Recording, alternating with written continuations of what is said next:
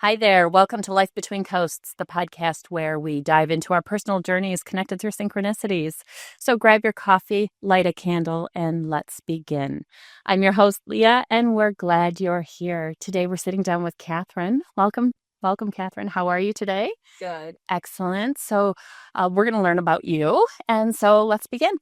Tell me more. Where do you come from? Well, I'm from Michigan.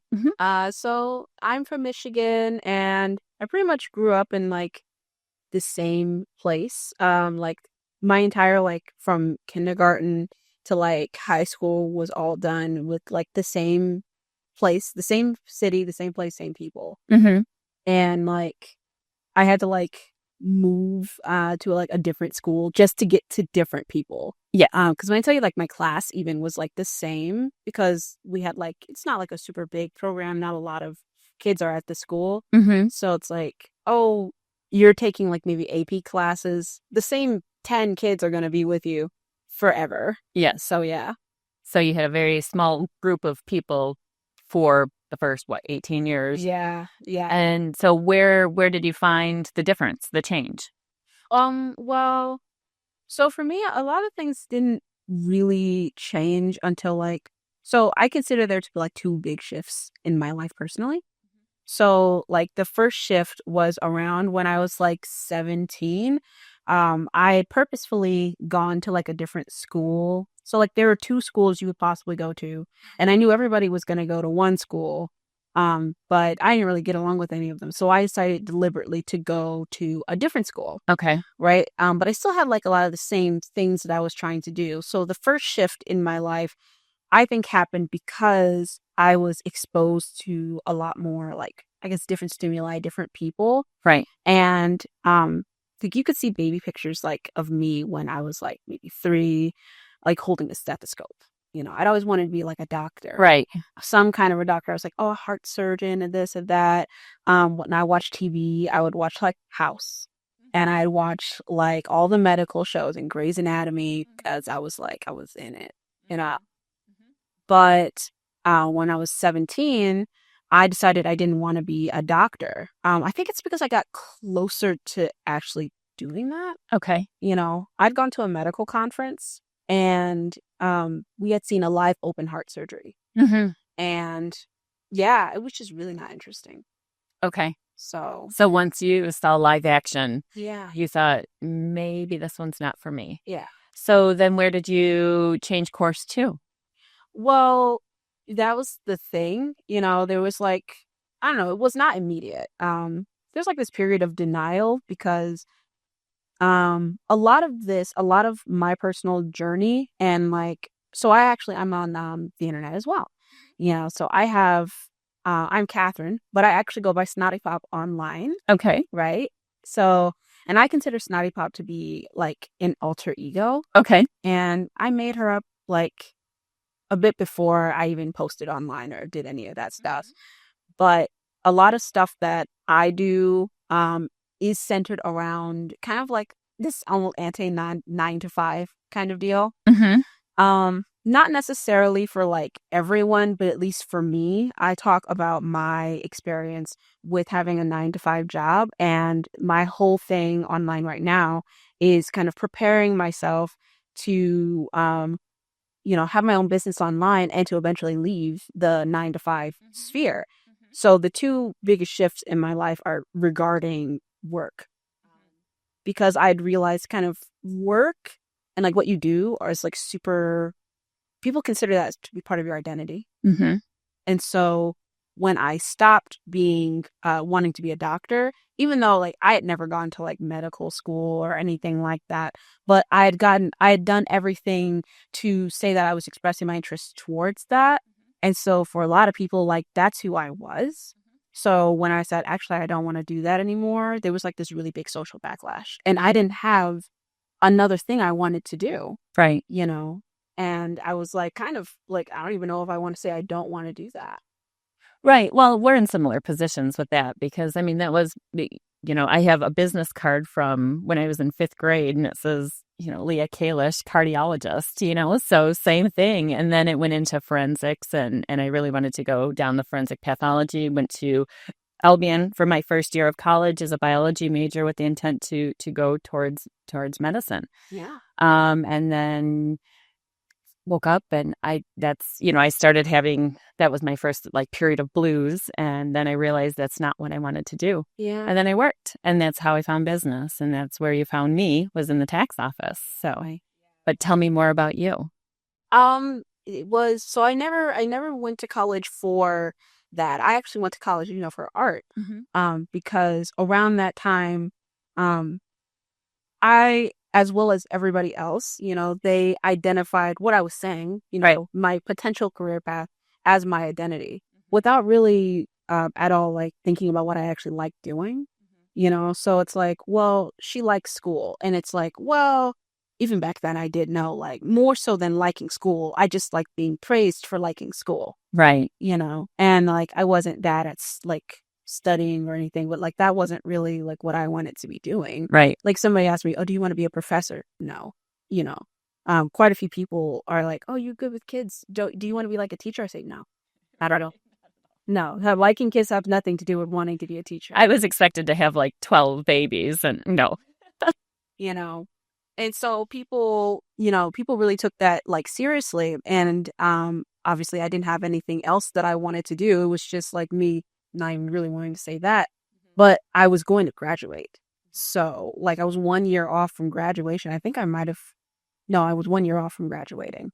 And I was like, oh my God, I don't want to do that. So that means I'm going to go into college and I'm not going to be knowing what I want to do. Right. And so like for me, I'm like, and for everybody else, I was also unacceptable. So I went through a big social rejection from my family and all my family friends, people I had known since I was like a child.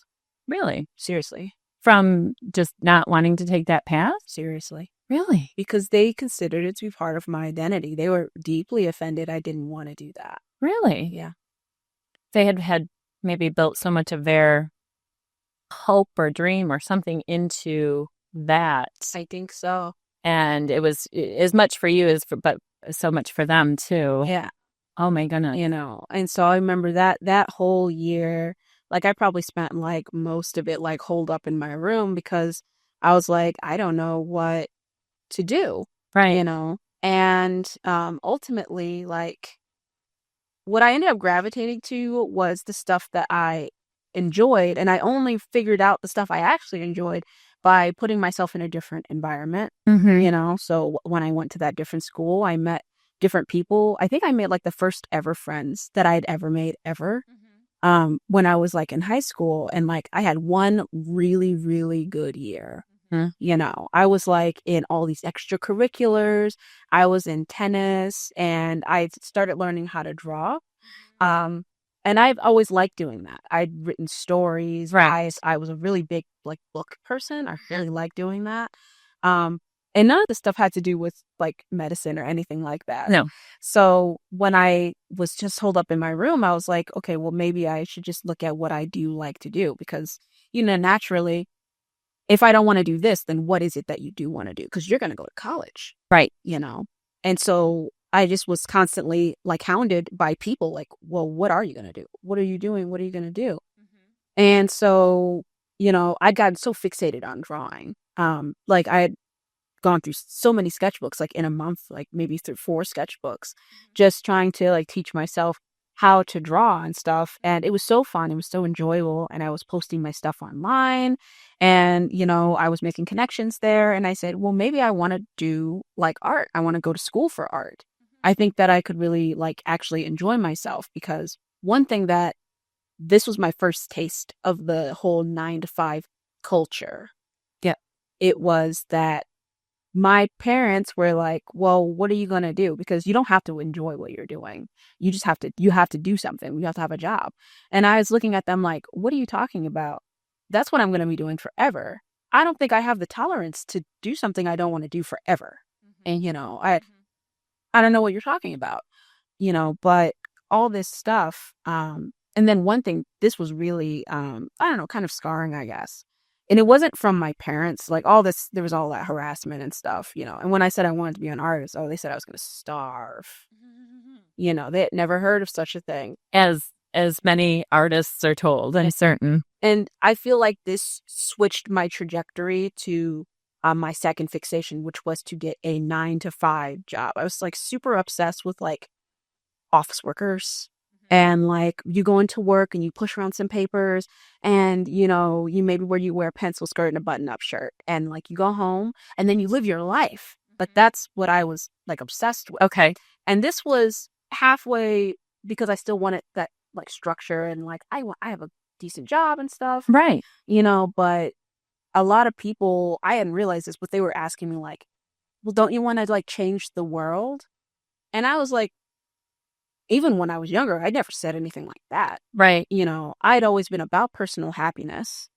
So to hear like, oh, what do you mean? You're not going to do something great? And I was like, what are you talking about? Right. Just living a good life would be something great. That's what I was focused on. Because I'm like, I can't do something that I don't want to do for somebody else. Right. And do it well and like sit here with a smile on my face and actually help people because I'm not going to be helping anyone. Right. You know. Right. And so, but this is what really ended up really cementing that obsession. It was when my mom's friend, who I had known since I was in diapers, because they had known each other since they were in diapers. Right. You know, so she said, you know, Catherine, I just am really surprised that you would decide to lead a mediocre life, you know? And she was just like, the idea of you becoming an artist means that you're going to be mediocre, you know, as like an identity. Right. Like, as I said, what you do is your identity. And this was my first real taste of like that mindset, you know? And like it obviously for me, like doing a 9-to-5 where I'm like, oh, I'm some obscure office worker. I work for Office XO, something like that. Right. I'm not going to be remarkable. And like, that was kind of like a middle finger because I said, I'm going to make enough money and I'm just going to do things my way and I'm going to reach for personal happiness. So yeah, that would be the question. Then why would your family or family friends, you know, somebody that would be like an aunt to you, you know, why would they put limiting beliefs or thoughts, you know, that you can't be successful being an artist just as successful as you would be as a doctor? I mean, I just don't get why somebody does that to somebody because it's, you know. And so this kind of leads to, you know, this next point because this was like a really big aha moment for me. And so I went through 10 years of trying to get to this office position, you know. My first year of college was horrific. So I think most people's first year of college doesn't work out very well. You don't have your parents to watch over your shoulder or make sure you're home in bed. You know, I mean, you do a lot of things that you don't necessarily regret, but you do things that it was kind of like, oh, I'm free, you know, so you go and do. So for me, it didn't really feel like freedom. It was a lot more like, you know, I don't know. It was like those limiting beliefs come to life. Okay. To me. Like you're not capable. Yeah. You know. Like you're not going to be any good. Yeah. You won't be able to sell yourself doing this. It was more like everything that like every personal like identifier for me, which was success in school, you know, success in like being able to, you know, get up and be places on time and like be in extracurriculars. All of those things that made me happy I was not able to do any of those. And that's because I was broke. I was super broke in school. I was so broke that like I went into overdraft paying for Snicker bars because I also couldn't cook. And this led to like this snowball of limiting beliefs and obsession with getting a 9-to-5 job. Okay. So I was working at McDonald's and I was going to school and I really couldn't do both of these things. Right. You know, and I ended up dropping out. Okay. You know, because these were just going really, really badly. I couldn't afford school. Right. You know, and I received no real help from home. But in reality, I couldn't really afford college, Right. you know, and I know that they had encouraged me to go to like a, like, what is it? Like a community college, Mm-hmm. you know, and I was like, no, that doesn't make any sense. And, you know, because in my mind, even though I didn't want to be, like, I didn't want to be a doctor, I still am like community college, Right. you know, and then staying at home. And more so than anything, I also wanted to leave home, It was, yes. you know. So, I don't know, this went through like this whole path. And after going to school and after dropping out, I'd sworn to never go back to school. Mm-hmm. And this is because I believed that going to school was a scam and that it was the cause of me being in such distress. You know, I'd spent another year or two holed up in my room. I didn't go anywhere. I didn't do anything. I couldn't afford to do anything. I didn't clean my house. You know, I went to work and I went to school and I could barely even stay awake, Mm-hmm. you know, and this sort of thing kept happening. So I devoted myself to work, Mm-hmm. you know, and at a certain point, it was only recently, like probably the last time I went to school, which was this past year, you know, so I'm like taxes. Yes. Yeah. So I went back to school, even though I said I wasn't going to. And I had a great time. Mm-hmm. You know, I made friends. I was in extracurriculars. I had achieved the highest grades I had ever achieved in my entire life, even without having a job. Right. And you asked me, why do you think that your parents and your family friends would instill limiting beliefs when you're being vulnerable, when they're honest with them? Right. And so I don't think it was a little bit out of malice, you know. There's no way to like say something that's so demeaning, Right. you know, like goes against the basic law of like, you know, if you don't have something nice, don't say it. Yes. You know, but when I was in school, I went to a logic class and logic teaches you about arguments, you know, and like what isn't an argument, but it focuses heavily on language. And what it says is that your language, like the words, you know, your vocabulary shape your reality. Mm-hmm. And so when I realized this, I was like, oh my God, that makes so much sense. Mm-hmm. Because, you know, I kept saying that, oh, I want to do this 9 to 5 job. And I'd gotten the 9 to 5 job, you know, I'd been working there for like a couple of years and I was miserable. It was so shocking that I was so miserable, Mm-hmm. you know, that I was like, well, this couldn't be the case. You know, I transferred to a different place, miserable. And I'm like, what is going on? And it wasn't the job because the job was easy. You know, I worked the least amount of hours I'd ever worked. I had vacation time finally. You know, it was like what I wanted. But at the same time, it was the culture. And I had said that before, they're all indoctrinated in 9 to 5 working culture. It's the words they know. So when I say something like, I want to be an artist, they literally are like, okay, the vocabulary for artists are broke, on the street, not doing anything lazy. Yeah. Because they don't know anything about it. Right. And they have no words to articulate what they really think aside from those things. Right. So they're trying to save me. They're like, no, don't go into that because you're not going to be successful. No one's successful doing that, even though that's not true. They simply don't know. Right. You know, and even more so for me, that led to my second shift, which is 9 to 5 work is not for me, Mm-hmm. you know, and again, another 10-year long, you know, mission. And I achieved said mission. And I'm like, okay, this is not for me as well, Mm-hmm. you know. So, but I was less disappointed because I never internalized that as my identity. I always thought, okay, well, I'm going to use being a 9 to 5 worker Yes. as the way for freedom. You know, I'm going to after 5. It's right. It's going to pay the bills. It's going to give me health insurance. It's Yeah. going to give you the vacation time if I need it, or sick time, or whatever it might be. And then I can feed my passion in the evening hours. But you're right. But it's hard to cage. You know, 9 to 5 is kind of a cage. I mean, you have your rules, your policy manuals.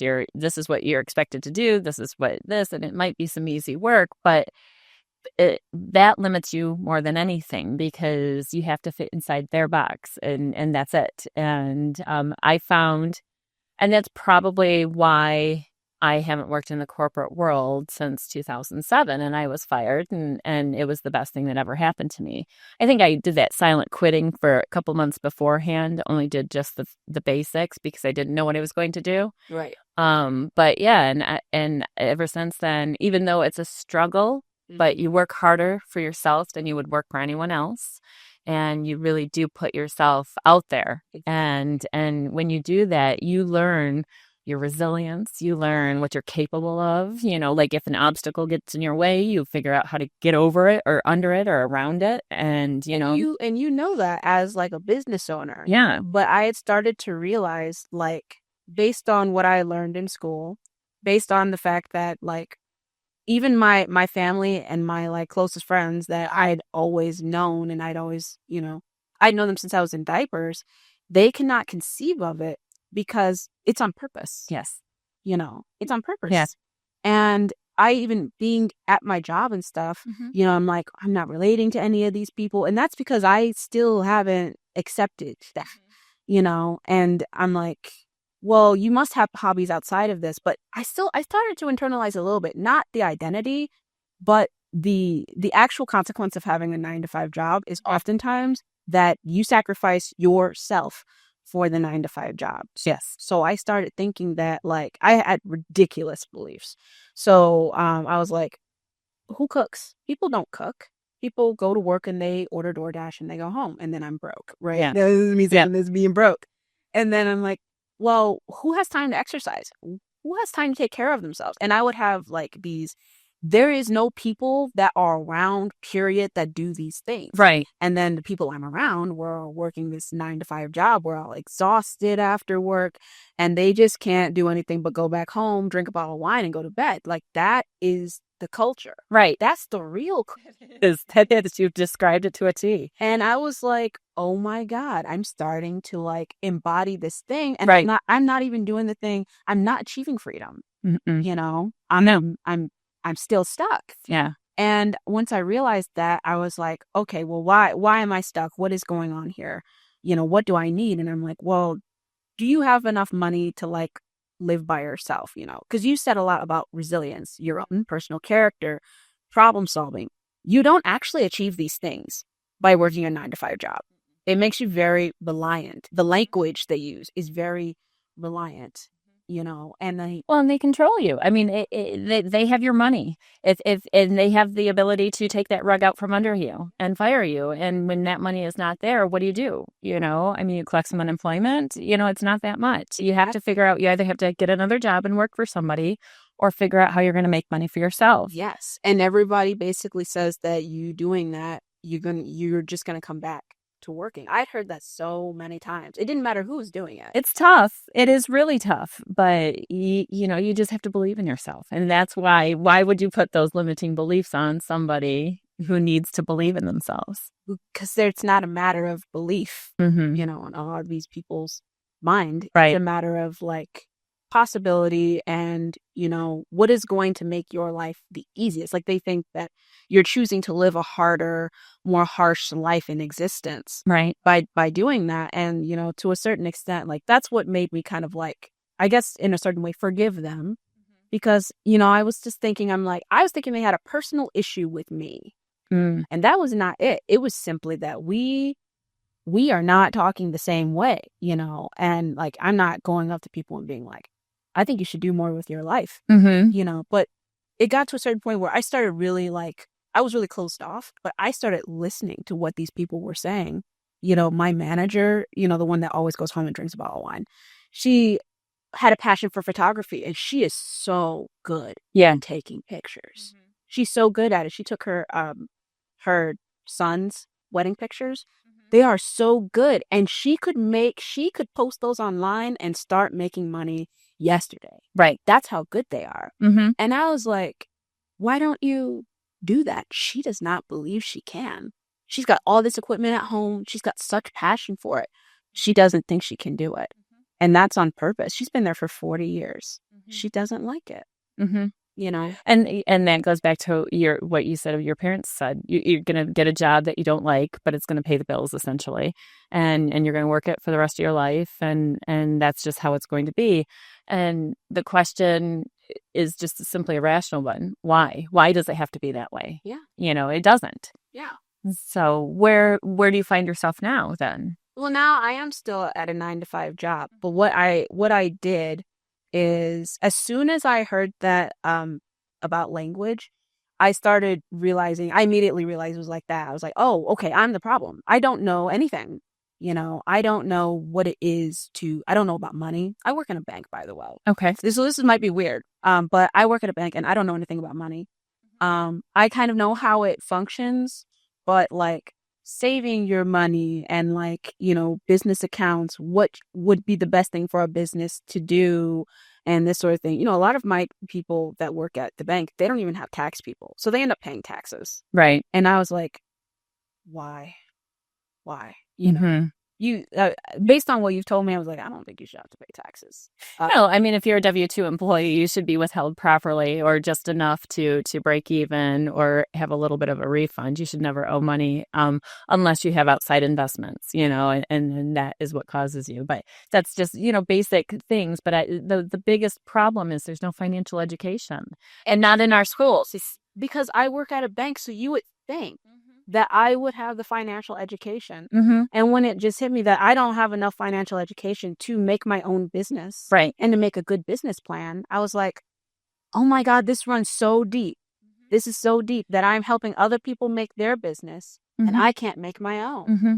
It's a very interesting dynamic. If you come from money, if your parents are wealthy and there's generational wealth, you learn about finance. They teach you about investing. They teach you about saving. They teach about everything, all the little bits and things about finance. But if you don't come from any money, and you only learn about the hustle, basically keeping food on the table, keeping a roof over your head, and paycheck to paycheck, it's hard to save when that's all you know. And so the schools don't even take a chance to even just give a little bit basic like intro to saving or intro to finance, just to have a basic understanding of what interest is or what interest is and various things, or even what taxes are. Yeah. And so I try to do a little bit of education every time somebody comes in. So you've experienced that yourself, but it's just, just that little bit, but you're absolutely correct in that. Yeah. And so I read my first finance book, it's got mixed reviews, but it's pretty popular. It's the Rich Dad, Poor Dad book, right? And more so than I read the book first and foremost because I'm scared of money, and I'd always been scared of money. That wasn't really a 9 to 5 thing. I'd always been terrified of money. I have no idea what to do with it. I don't even know what it is. And so I was like, well, let me read this book because I can't support myself if I'm scared of the thing that supports me. Right.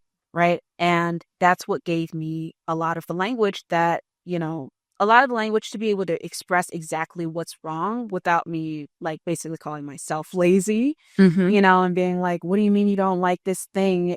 Just work harder. And like, that's like the thing. Just take away something and that way you'll have more money rather than how do you make more money? So I became really interested in that area. And so right now what I'm doing is I have a series online, and the series is called the Ex Good Girl Diaries. Okay. And that's because, at my core right now, at least, I'm a people pleaser. That's why I need Snottipop. But it's one of those things where that identity, it really fits so well into like the 9 to 5 culture. And I feel like I didn't used to always be this way. At least when I was like a kid, I do feel like I was very honest and upfront about what I wanted. But the older you get, and I realized that a lot of structures are in place to really keep people pleasing, you want to almost say like, especially with women. Yeah. So I have a really hard time with it. Like I said, I get sick when I have to call off work for any reason.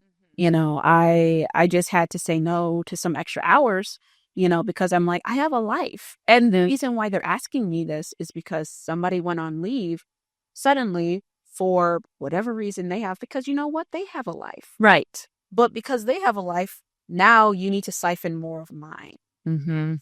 And it's unnecessary. There are other ways. I know there are actually other ways. They don't need to ask me to work more time and go out of my way, but they're doing that because it's convenient. Mm-hmm. They're doing that because that's what they're supposed to do. And I'm like, oh my goodness, like I can't do that. So I went online and I also said yes to this podcast. So I'm like, I'm excited that you did. I'm a little camera shy, Yeah. vlogging and stuff and kind of documenting my life was really hard. So I was like in the gym and like, I was like, I don't know how, I don't want to see people to see me filming myself. I don't really want people to see me kind of declaring that I don't like what I'm doing. Yes. I feel like that's what that is, Mm-hmm. And so, but I recently got a lot more outgoing with it. Like I got this necklace so that people will be like, what's Snottipop? What's that? Oh, it's my YouTube channel. And I just got more and more used to being like, this is my YouTube channel. This is my TikTok. I want this. I want that. And that's what like the Good Girl series is like all about. The Ex Good Girl series is about stopping these toxic ways of thinking that a lot of people have this. They'll say yes when they really mean no. They will go out of their way, but they won't live their own life. And then they'll be sitting here wondering why they're so exhausted. Mm-hmm. So I am documenting my process with that, and going on here is part of that because I'm like, well, who am I? When I start talking to you about it, I had like 200 followers. Uh-huh. So it's like, well, this seems a little ridiculous, don't you see? So I was like, but this is you taking it seriously. Yes. So I said, okay, I'm gonna really try. I'm gonna get 100 followers. I think we talked like 2 weeks ago. I said, I'm gonna do a campaign. I'm going to get 200 or 100 followers. And that actually built into 200 followers. Oh, excellent. Because Fabulous. yeah, because I took it seriously. Mm-hmm. I leaned into the things I wanted to do. I talked about the things I wanted to do. And this was the first time I actually like reached people. Like there was conversations being had. Right. They were like, oh my God, me too. I'm like that too. I don't know why I'm like this. Yes. And I'm like, that's great, and I'm having a lot more conversations with people and I'm getting a lot more comfortable like with filming and with being seen filming. Mm-hmm. Like, I don't know what that part right there gets me is the being seen filming. So that I don't know. I haven't been able to cross that bridge like 100%. I've done a couple spots for my ploy for Portnoy thing with the pizza, getting him to give Mr. Pizza Next Door a review. But it's hard. Yeah, it's like I don't want people to watch me doing anything like this, So I did like it in my car where nobody could see where I was, where I could bend. Yeah. So when I'm there, I know what you mean. bathrooms. Yeah, I would be like, is there anyone in this clothes? Okay, let's start the vlog, right? So I would be doing that. But you know what's really interesting? So I don't know if this has been happening to you, but there's like, so with I guess this is all part of the manifestation thing, but there's also the reticular activating system, the RAS. Yes. So I started doing these vlogs and stuff, but after that, like I was like, there's no one in Michigan vlogging. There's no one vlogging. I'm never going to run into somebody. Yeah, I run into so many people every single day and they've got big camera. They got a small camera. There's somebody talking to their camera. And I was like, oh my God, this is like a thing that people do. It does. Not weird. Well, I think it's an outlet. I think it's a way for people to release, something that they feel strongly about or to talk about something in their life. And I think that we're all craving connection. Yeah. And that's people kind of reaching through their screen and saying, I'm human. Look at me. Yeah. We share these same attributes. We have some same stories. And, and the very first part is that we're human.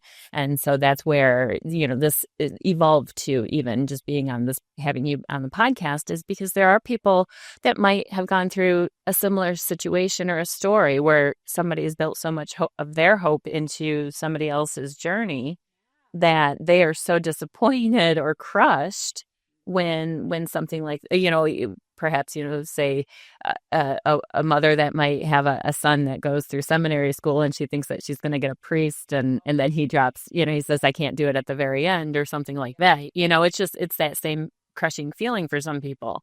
So because she's already gone around to her, all of her friends, Yeah. my son's going to be a priest. This was, way back when, but things like that.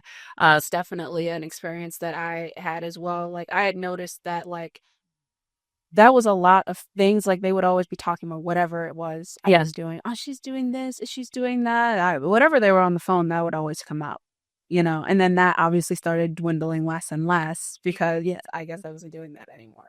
Right. What is she doing now? What is she filling her time with? Yeah. But no, I've watched you grow over the years, and I see everything as well, and I think it's fabulous where you find yourself, and I love the fact that you put it on a necklace because that I carry business cards, and so telling people initially, I do a podcast here, listen, that those little bridges to cross are hard at first, but you get easier and easier and more comfortable, especially in front of the camera, because I look at some of the first episodes and I'm like, oh goodness. But do you know what it's called? Yeah, it's online right now. Actually for a couple of years now, they call it Cringe Mountain. They do. They say in order to get to the land of all cool people who are successful and doing the stuff that you want to do first, you must climb Cringe Mountain. Okay, so I think I've surpassed it. I hope, anyways. Yes. And so that's good. You just keep going and you go and you go and you post yourself. And eventually you will cross this boundary of getting more comfortable. And that's when you reach the point of being able to express that you're a human being. Yes. That's when I really think some people are more natural at it. Some people are more open. Yeah. But if you're more reserved, like I am a more reserved person, I'm not letting anyone into my business. I've gotten to the point where I really don't hide too much, where I filter. Mm-hmm. Because some people can't handle truth. Oh man. And that hurts them. And so I filter to soften things sometimes. But there's really, I am pretty much an open book, because I feel that my story is not necessarily unique, but the fact that I've had so many interactions with different levels of things, that, or my hands in different parts of things and just people that I've come into contact with, that it's made me able to connect with so many different people on different levels. And I think that's probably where my purpose lies, honestly. And I'm so happy that you joined us today with us. So now, of course, Catherine, one of my questions that I ask everyone that joins us on Life Between Coasts is, what is your personal anthem? So my personal anthem, and I've given this some thought, but it is the song "Gives You Hell" by All American Rejects. Okay, "Gives You Hell" by All American Rejects. Yeah. Okay, now why do you choose that song? It's familiar, and I used to always listen to this song. To me, it's an immediate mood booster. Okay. But to me, it really embodies what I post like on my channel about the ex Good Girl Diaries. It is the anti-people pleasing song to me. Perfect. He's talking about, breaking up with a girl, and he could be the bigger person. We talk about that on my channel as well. This concept of trying to be the bigger person all the time. But he goes, no, I don't like you. And I'm going to say my actual feelings about the matter, Right. You're right. Yep. I don't hope things go well for you at all, And I think more people need some of that energy. Not bitter energy, but just like, I'm not going to soften my feelings for you. I'm not going to wish you well. And being told no. I mean, I think people have not been told no enough. Sometimes, they need to learn boundaries. And I think that's the key. And respect boundaries. If somebody establishes a boundary, respect that boundary. I know. So it's a big thing. So now, how does the listening audience find you? So it's on my neck. Yeah. So it's at Snottipop. So SNOTTIPOP. So I'm on YouTube and I'm on TikTok. Yeah. So you can find my stuff there. I actually just posted a video. Perfect. And we'll put a link on there to the to your YouTube page as well. And so maybe we could share some subscribers, and because I think that is I'm going to definitely subscribe to your channel myself. It sounds like something that I would very much enjoy listening to.